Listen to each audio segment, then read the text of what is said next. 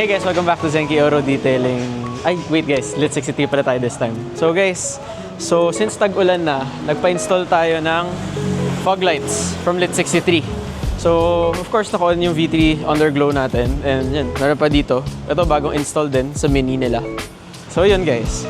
So, since tag-ulan na, na-realize ko na nakaraan, ang hirap palang i-view, ang hirap pala ng umuulan tas dark tint, diba minsan? Pero since ceramic tint siya, maganda pa rin.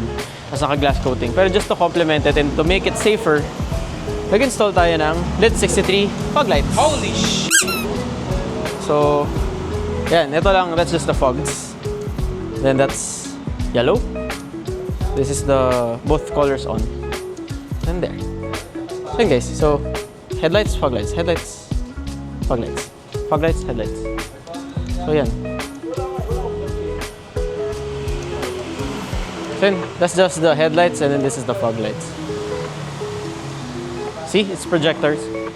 So, ang ganda talaga siya. So, yun. Thanks, Fons. Thanks, Remo, for the fog light install. Bye-bye now.